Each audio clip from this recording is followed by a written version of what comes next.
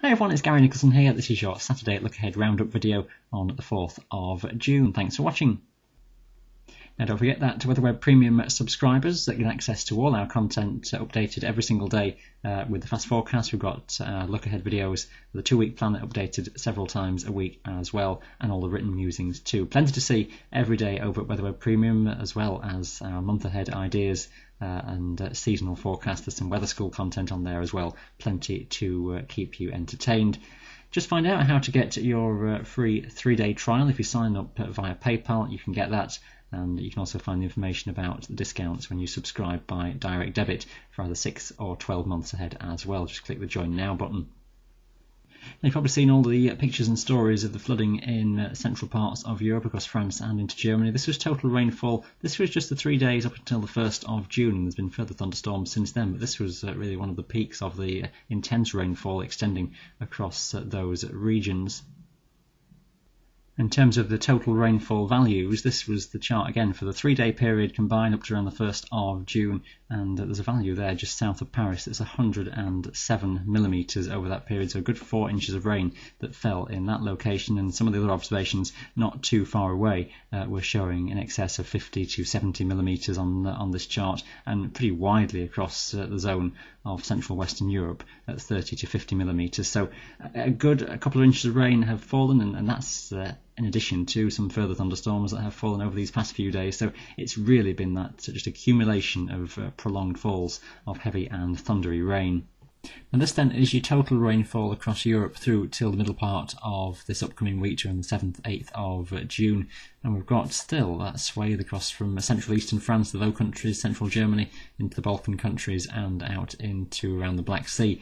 Just that zone of thunderstorms still going off day on day over these next few. Gradually the intensity of those fading and moving that bit further eastwards perhaps with time. Meanwhile, most of Scandinavia with high pressure still close by here, staying largely dry. Likewise fairly high pressure and warm sunshine down towards the south and southwest of Spain and Portugal. Now, this is your temperature anomaly over the past 7 days, this across Europe as a whole. You notice the warmth out across Scandinavia, really the warm humid air that's been pumped northwards out of central southeastern Europe towards this area. Across into south-western Europe, though, cooler than normal conditions have been prevailing across much of France and Spain. Of course, France having seen so much heavy rainfall, likewise across into Germany. Looking at the British Isles, you can see the bluer colours down the eastern side of England. That persistent low cloud has been keeping those eastern regions cool and dull, but the orangey colours away towards the west, just highlighting that glorious week that many western areas of Britain and across Ireland have been seeing. And the past 30-day chart shows a similar sort of story. It's Scandinavia that's seen warmer than average conditions throughout the month of May, cooler than average slightly towards the southern side of Europe. The British Isles coming out just slightly warmer than normal, particularly across western regions where those easterly winds really have frequently given the shelter and the greatest of the warmth. Now, just looking further afield for the past 7 days, the temperature anomaly charts again, that warmth across Scandinavia as we saw, extending further out into western Russia, also across North Africa. Some very warm conditions have been around.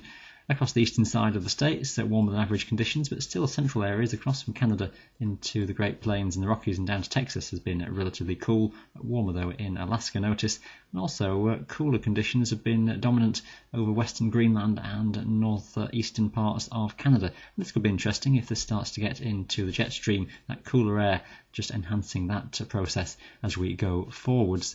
Warmer than average conditions have been around across northern Australia as well through this time. Glancing at the past 30 days across the globe, cooler than average conditions across the States, warmer across Canada, warmer across North Africa and the Middle East, likewise Scandinavia and Western Russia. Southern Europe, though, has been just that bit cooler than average, likewise across into eastern parts of Russia, warmer out across Australia, cooler out towards the southeastern side of South America. So all varied around the world with some warmer and cooler zones. Now, in terms of the 7-day ahead forecast around the world in terms of temperatures, you can see the orange colours developing out across Britain and Western Europe as we start to drag in increasingly warm and humid air. Meanwhile, Scandinavia sees a pull of northerlies and turning cooler, distinctly cooler by comparison to recently across northern Scandinavia, Finland and into the western side of Russia. Meanwhile, the warmer conditions transfer further eastward, so all varied in these zones. Across the states, likewise, we do a west-east split. Some very warm conditions developing out west, cooler still across central areas and cooler conditions towards the east as well. And it's still warm across the northern side of Australia and cold towards the southeastern side of South America, so similar patterns there. What you can just notice from this chart as well is the La Nina developing the cooler conditions over the ocean waters of the eastern side of the Pacific that Simon was showing you in last week's video. Now, looking at the forecast going forwards into the middle part of June, and WeatherWeb Premium members will know that we've been across this in some detail and we're monitoring it as we head through over the days ahead as well. This chart from the CFS model, it's the longer range model and it's the week anomaly for the 10th to the 16th of June. The green colours across Britain and across Scandinavia too are lower than normal heights at 500 millibars, which corresponds to basically low pressure at the surface. And there's that risk of breaking down into a rather unsettled spell of weather as we head through the middle part of the month. Some uncertainty how it all evolves. It could be a bit of a stop-start affair in terms of coming in with low pressure. And of course, we'll keep you right up to date with that over at WeatherWeb Premium every single day in the various videos and written musings as well. So plenty to keep an eye on as we head through over these next few weeks to the middle part of June. Certainly many of you who are subscribers who are farmers into silage season and trying just to get some dry days together. That could be rather a struggle, and we'll keep you right up to date every single day over at WeatherWeb Premium. Whatever your activities though in the great outdoors, we've got the information to help you out over the next few days, weeks and even months ahead. Just find out all that information every day here at WeatherWeb Premium. That's been your very latest Saturday Look Ahead Roundup for today. Thanks for watching and bye for now.